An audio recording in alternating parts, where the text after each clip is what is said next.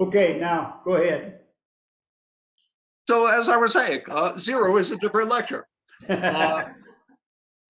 You all got the piece that I was talking about the that early languages being hieroglyphic. Yes. Okay. So once again, I just want to mention that I put my email into the chat box. If anybody would like a direct correspondence, a full list of the value of the Hebrew letters in their relationship to the English letters that comprise all of Gematria, I'd be happy to send that along.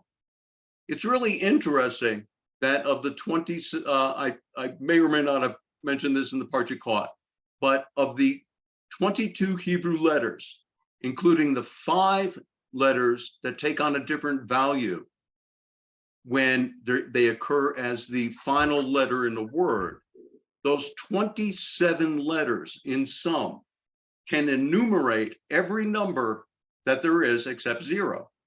And again, that's a different lecture. So we can literally add everything up to 999. If we want to start over again at 1,000, we simply use a bigger aleph. So the Hebrew alphabet, coincidentally, has just enough letters to be able to accommodate all numbers. That's an interesting coincidence. Now, I want to share with you a little bit about why that's meaningful. And I want to start by looking back at the word Kabbalah itself. So Hebrew is written from right to left. Hebrew has no vowels. Vowels are generally shown by marks that accent or specify the consonants. So all 22 letters of the Hebrew alphabet are consonants. Here, again, looking from right to left, the word Kabbalah is Quaf, Beth, Lamed, He. Quaf has a value of 100. Beth, as we've seen earlier, is 2.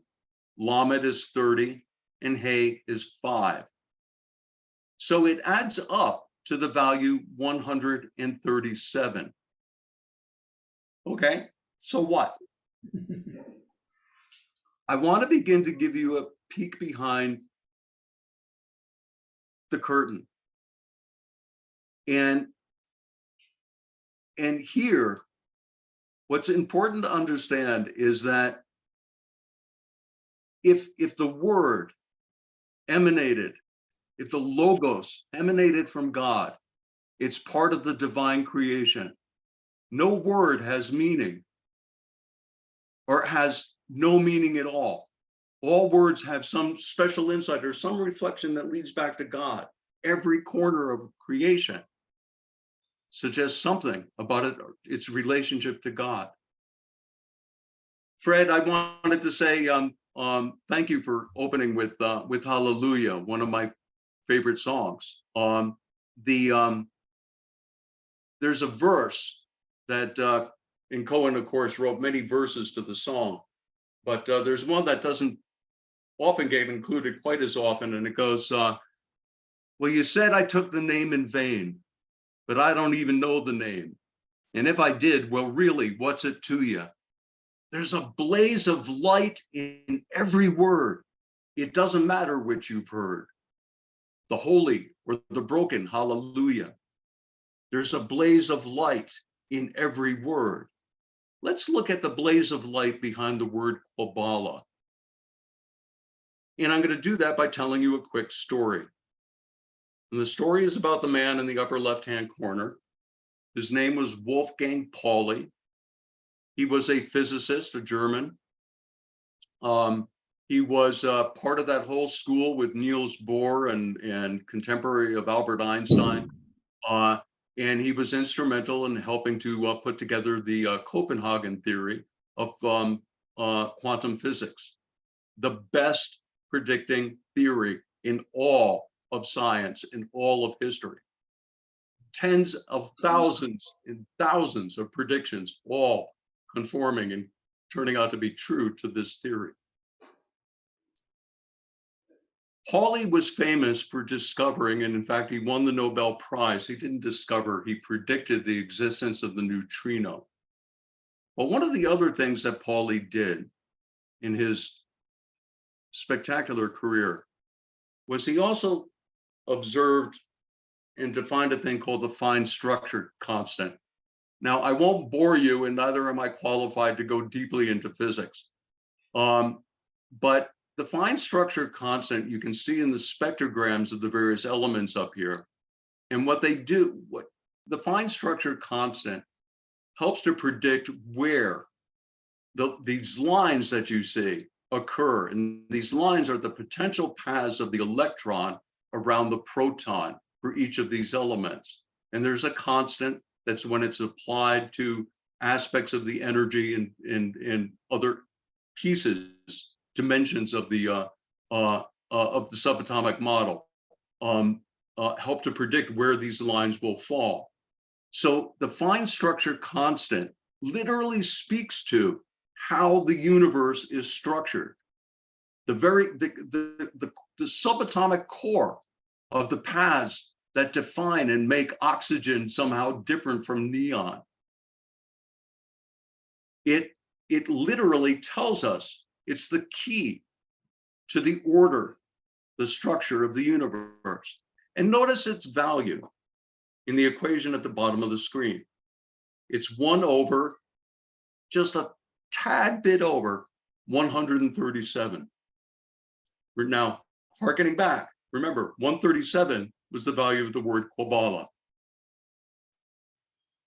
Now, Pauli was a famous and extraordinarily competent physicist, but he was a young man, and as many of us were wont to do in our youth, we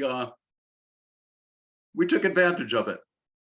And so Pauli would work very hard at night on his theories, Nobel Prize-winning theories, pioneering, cutting. We take quantum physics for granted almost these days.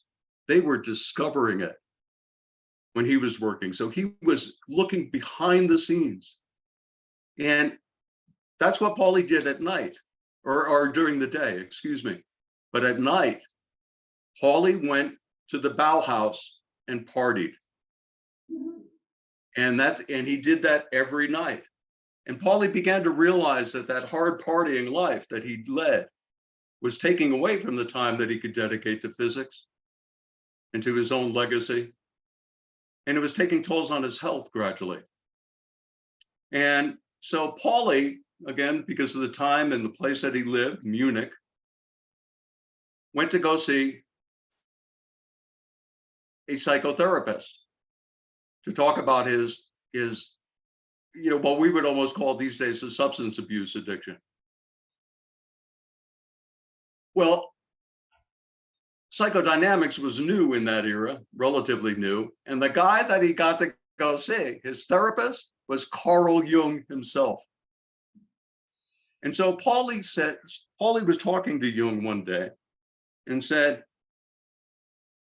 one of the things that's bothering me is that everything in the universe seems to be so tightly bound to these very fine, very specific numbers. And if these numbers changed even a little bit, the entire universe would fall apart. How can existence be predicated on such a fine, fine, fine balance? And Carl Jung said, well, give me an example. What are you talking about? And Pauli talked to him about the fine structure concept. And he said to Jung, why should the universe be predicated, its very existence hinge upon this fine value of 1 over 137? And Carl Jung was silent and he said, well, I don't know. I think you should go talk to a friend of mine who's more schooled than I am in the meaning of the universe. Carl Jung was more schooled in the meaning of our internal universe. And he said, I'd like you to meet a friend of mine named Gershom Scholem. Scholem was an academic, lived into the 1960s.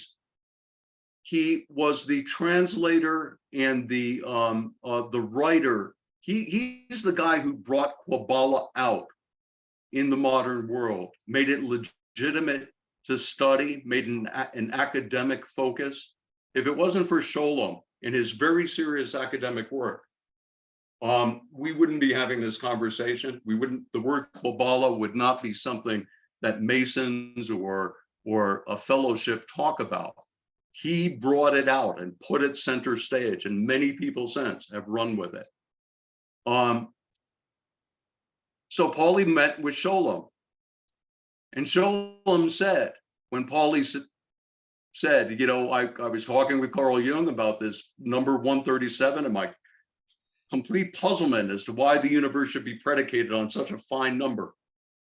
And Sholem was silent, and he said, because that's the value of Kabbalah. The very word that means structure of the universe is equal to 137. Now, I'll toss in one anecdote to complete this story. And this is well documented. When Paulie was dying in Germany, he was in the hospital and he was going in and out of a coma or a comatose-like state. And at one point when he woke up, he looked and turned his head to the nurse and asked, "What room am I in?" Can anybody guess what his room number was? Yeah. Paulie died in room 137, the Kabbalah. Now, pause and ask yourself, is this a coincidence? Is it just that the one number 137 was like a spin of the roulette wheel and it just kept coming up in Paulie's life? Be really interesting. Maybe you should have bought a lottery ticket. Could be. I want to submit to you that it's not, that there's a real structure. And I want to show you some other very quick parallels. What I need to tell you is that there's, in my exploration of doing this for the better part of 30 years now, I have found hundreds and hundreds and hundreds of these things. I have books that are literally scribbled with various equations of words. The notion in Gematria is that if two words have the same value, it's creation's way, God's way of saying to you, meditate on the connection here. Look deeper. This is not a coincidence. So in the same way, Kabbalah and the fine structure constant in the room that he died in all share the same number. I want to show you some other numbers that are shared in interesting ways. If we take the number of the word that we pronounce Jehovah, Yahweh, Yod He Vav He, those four letters add up to the value 26. If we look at the Hebraic, the Kabbalistic tree of life, and we look at the central pillar, so the middle four circles are Sephiroth, Kether, Tifaret, Yesod, and Malkuth. Kether is the first, Tifaret is the sixth, Yesod the ninth, Malkuth the 10th. They add up to 26. The pillar of beauty, or the central pillar, is like, even like Buddhism and Mahayana, is the place of balance. It's a place of harmony. It's a place where we take the extremes of the other two pillars and we bring them together within ourselves so that we moderate and focus the energy of the entire, that as a small microcosm of this greater macrocosm that represents the entire universe. So God's name and this notion of balance and harmony reflected within the key symbol of the Kabbalah, both add up coincidentally, perhaps not, to the number 26. Another interesting coincidence, the word Adonai. So in Hebrew, when a good rabbi is reading from the Torah and comes across the word Yehovah or Yod He Vav He, they don't say the word. The word's not pronounced. they substitute, as they come along and they see that word in the text, they substitute the word Adonai, which means the Lord. If we take the vowels, just as a brief aside, if we take the vowels from the word, the pronunciation of Adonai, and we fit them between the letters Yod, He, Vav, He, that's how we get the pronunciation Jehovah. So it's Jehovah is actually a combination of the two words. But that and that's an English peculiarity. But Adonai adds up to 65. The word, and I'm not a Hebrew expert, so my pronunciation leaves a good deal to be desired. Heikel, which is the word for the temple itself, the thing that holds the Spirit in the same way that Adonai holds and allows us to pronounce the Lord. It's the place that God resides in words because we can pronounce it. The temple is the place that God resides on earth, where the rabbi, where the high priest would enter into the temple and enter behind the veils and speak the holy name once each year. The Zohar, one of the key texts of the Kabbalah, reminds us that Adonai is the temple of Yod He Vav He. And we see this reflected by the identity of their numerical value in Kabbalah, in Gematria. I want to share one last observation. This is my favorite. When Moses went to the burning bush, and he said, I got to go back into town. I'm going to tell them I was talking to a burning bush. They're going to say, you're crazy. What was the bush's name? And the bush answered, the spirit within the bush answered back, Eye Asher Eye, which properly translated is, I will be what I will be. Not I am that I am. It's actually a future tense. And if we take Eye Asher Eye, it adds up to 543. If we take the name of Moses, who was talking to the burning bush, and we add up the name Moshe, it adds up to 345. Notice that these are mirror images of each other, 345, 543. So God created man in his own image. In the image of God created he them. The name of the person talking on behalf of mankind with the burning bush, his very name is a direct reflection of that name of God. This lends an interesting insight to the actual text out of Exodus. There's part of that line where it says, so the voice called from out of the midst of the bush and said, Moses, Moses. And he said, here am I. And he said, draw not nigh hither, put off thy shoes from off thy feet, for the place whereon thou standest is holy ground. Notice that in the English, and indeed, if you read the Hebraic text, it's very difficult to discern who's talking to who right there. Moses, Moses, here am I. Who said, here am I? Was that Moses answering the bush? Or was that the bush continuing the sentence? Moses, Moses, I'm here.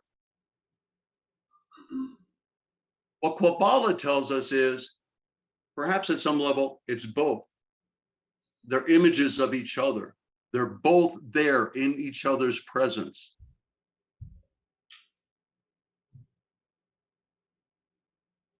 One other interesting addition.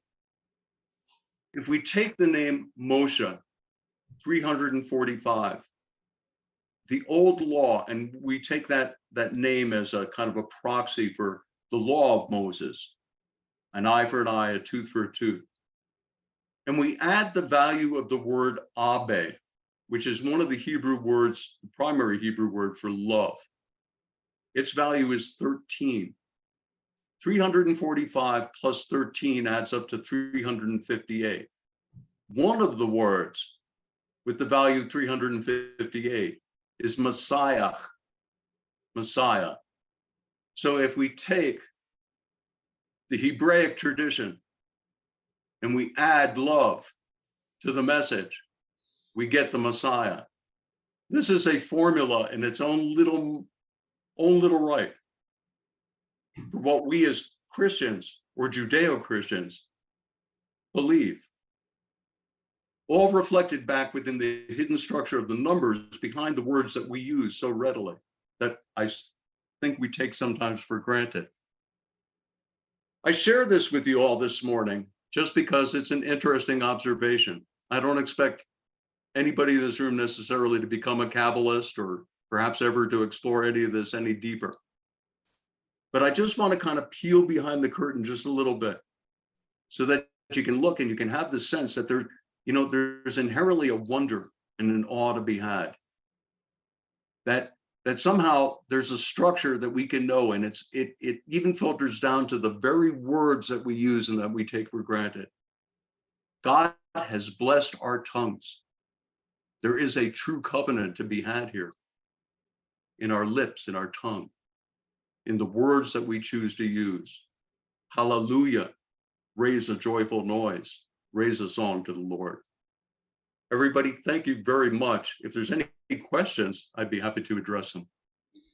Thank you, Mark.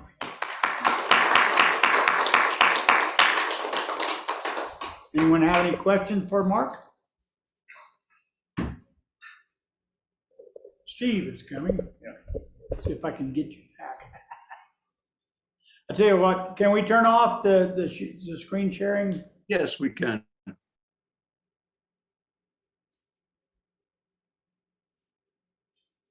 There we go.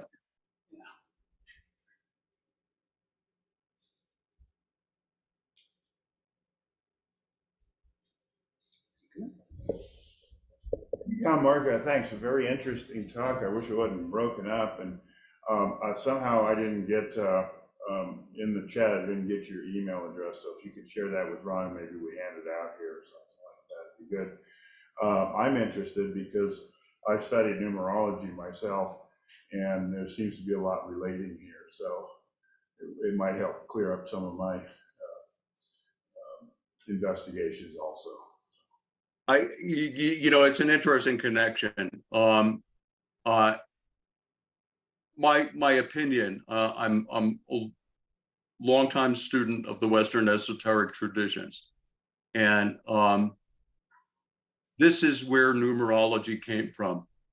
Yeah. In the same way that the tarot cards contain all of Kabbalah in their symbolism, you could sit there and pretend you're playing a game of cards, but actually you were looking at the secretive teachings. Even in an era when those teachings might have been persecuted, you could pretend you were playing a game of cards. That was kind of some of the important role that the tarot arcana played. So did numerology, I think, come along to kind of take a step back from Kabbalah to offer a thing that we could talk about that sort of disguised that in essence it was Kabbalah. So this, I think, is the mother, the father of all numerology. Agreed.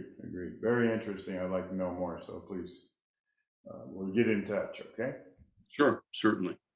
When I had to reboot, Mark, we lost all of the chats. I mean, all of the things that you had posted in the chat. So if we could reboot. I'll put my email back up for you all.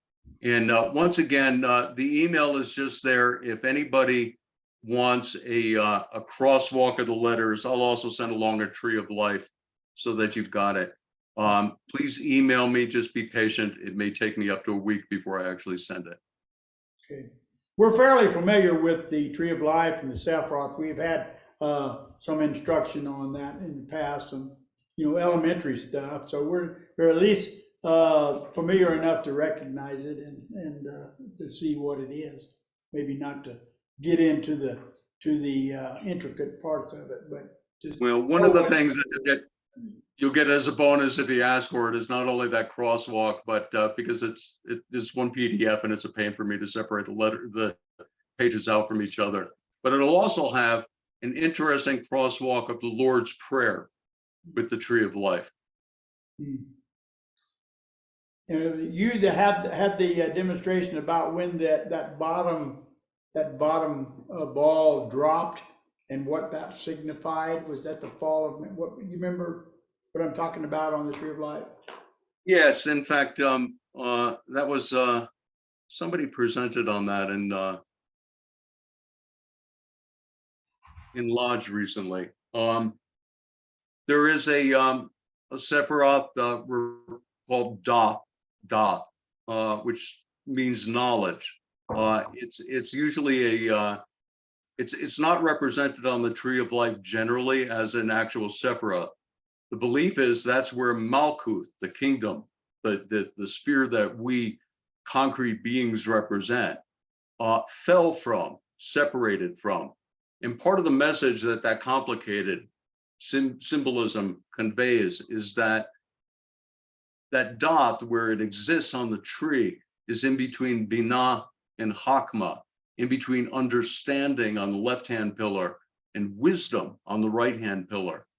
Understanding that notion of trying to dance around something, of looking at anything but realizing all things are always mysteries. Our knowledge of them is endless, and endless plumbing. Wisdom is that divine grace that infuses us with an insight and with a blessing that speaks more to the heart in some ways than it does to the mind. Those are the living sources of spiritual knowledge. Knowledge that is frozen, knowledge that is fixed, is not ultimately spiritual. It's no longer alive. And so it falls, it ruptures the tree, and it falls into this, becomes, if you will, this world that we live in, and that we are taught to climb the tree, to reunify the symmetry of the tree. And indeed, if you bring Malkuth back up and you place it in Doth, the whole glyph becomes a nice symmetrical form again. So that's a little 2-minute version of where Doth comes from and what it indicates. Yeah, thank you. Anyone else? Well, Mark, we really appreciate you coming today. And if you will hang around, I have an announcement that you will appreciate here in a little bit. But thank you so much. Let's give Mark a big hand. So I'm gonna turn the computer around so that you can see the people that were here. They're all waving to you. Can you see them? All right. Well, that's great. Anyway, so thank you very much. Hang around and we'll talk to you again here in a little bit. Okay, you'll understand when I make this this request. Okay? Okay, there we go. All right, so now we have another song from Fred Brown, I Am So Blessed, from the Bible.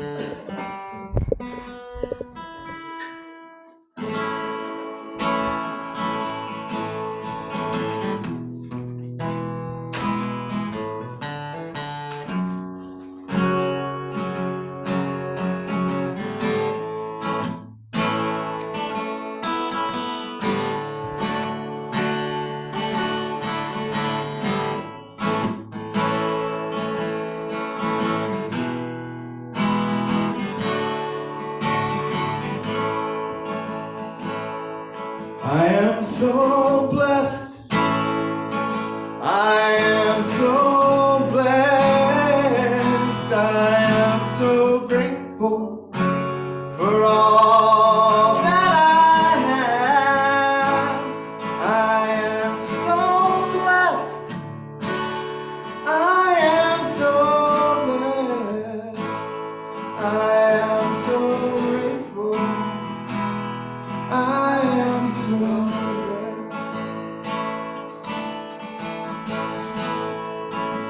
'Cause I hear the music down in my soul.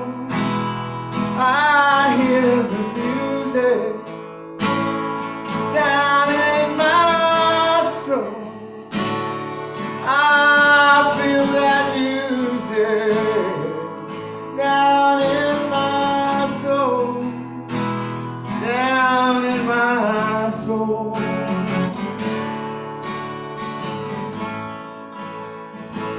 I am so blessed.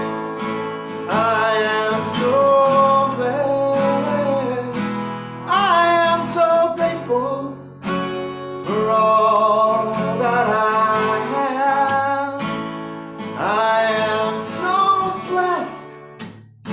You know I am so blessed. I am so grateful. I am so blessed. I am so blessed. I am so blessed. I am so grateful for all that I have. I am so blessed. I am so blessed. I am so grateful. I am so blessed. All right. Thank you, Fred. All right. So now we're going to do our celebration of abundance.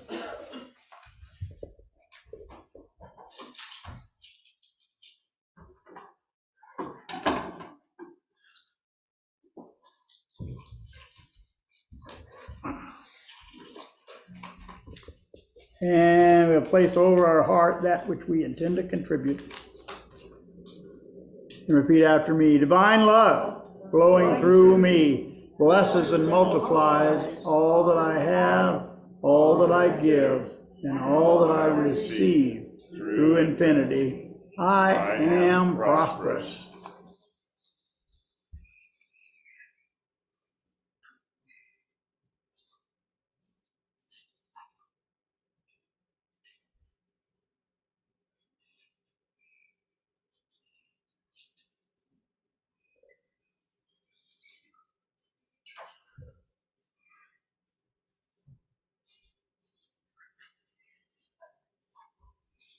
Okay. What I want to request is we've had something that in my life, some people that I'm connected to, as well as Mark, that is developed since our Power of Eight last week. This past weekend. Jeannie Brown, who is Gary Brown's wife, she got a car door slammed on her, and it made a cut on her and a bruise, and it became infected. And when they got to town, had to take her to the hospital because it was very, very sore. And she had developed sepsis already. And I don't know that it was Mercer at that point or whether it ever has been, but they could not get it under control. They had to start that flaying procedure where they just cut away tissue rather than, have it be gangrenous. And so it quickly became too much for them to handle at this hospital here, so they flew her to Albuquerque. And she, they still were fighting the infection, fighting all that stuff. And I guess night before last, she had a stroke and she developed pneumonia.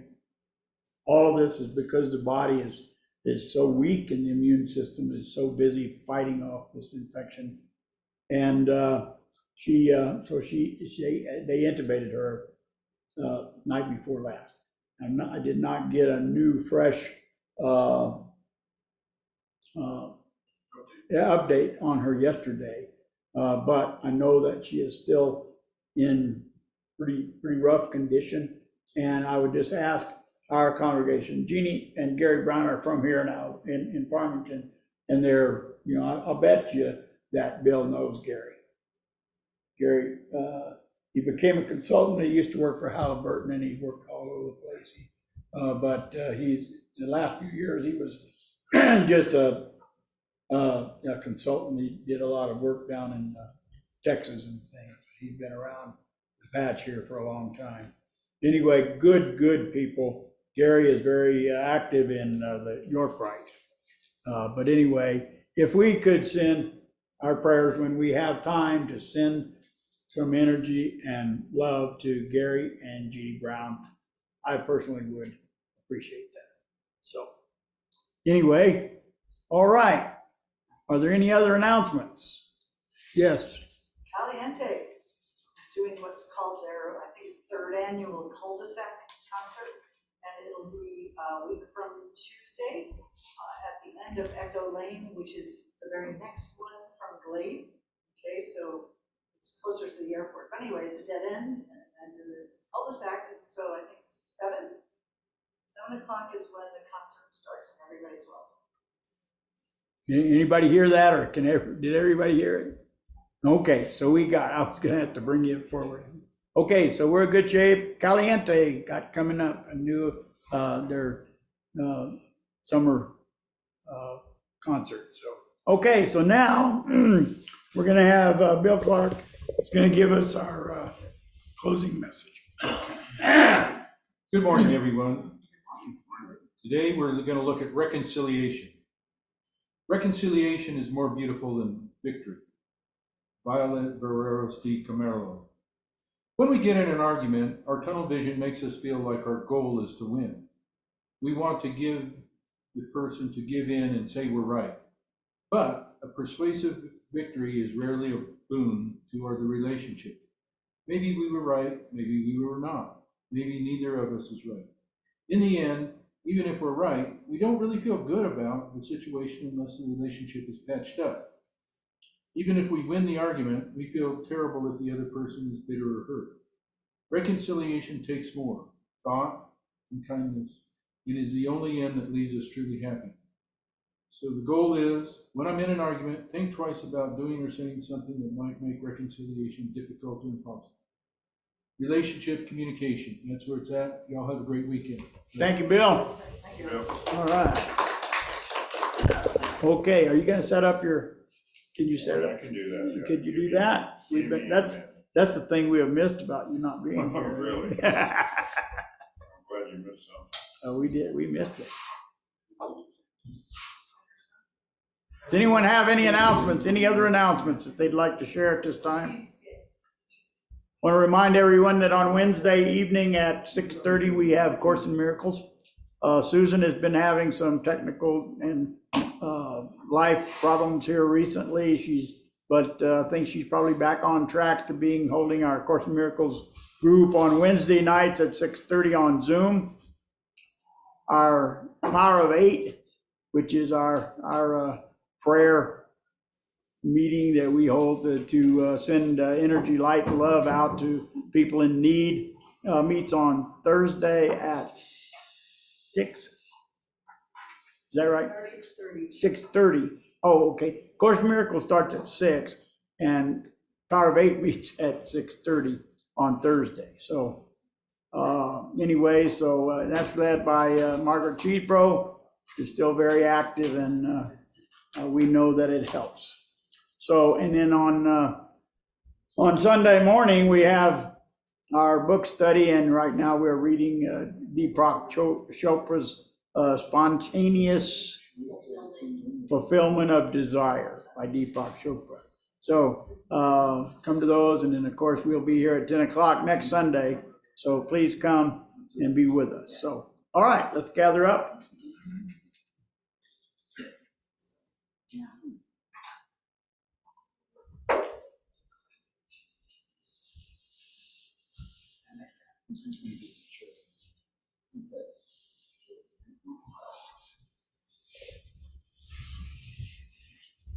Clean their lens. And provide some more.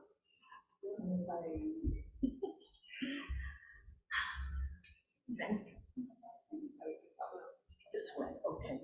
We missed your singing. That's what we Oh, I'll be back. Okay, good. I'll give you another We're chance. not intimidated by Plug your tracks. ears. 2, 3. God bless America, land that I love. Stand beside her and guide her through the night with the light from above. From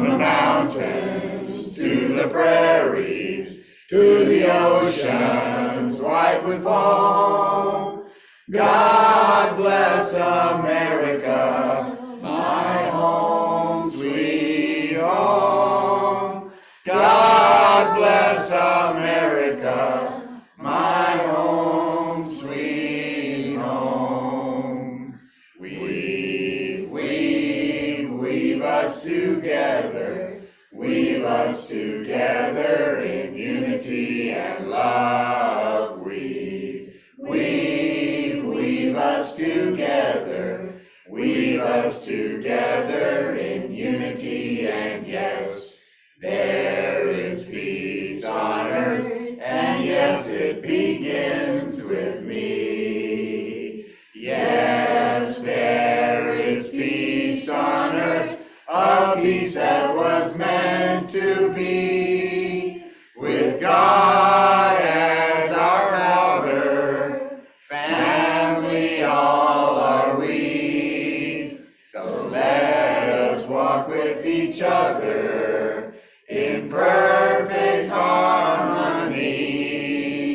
Yes, peace begins with me. Yes, this is the moment now.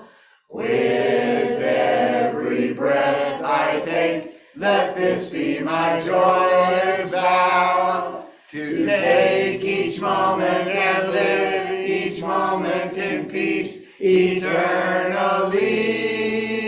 Yes, there is peace on earth, and yes, it begins with me. And may God love you and bless you until we meet again. Amen. Grateful you. You too. And it's good. Bob, thank you. Fun today. Oh, one time I see. You guys get your house sorted? I haven't had a chance to listen. There you go. No, I did.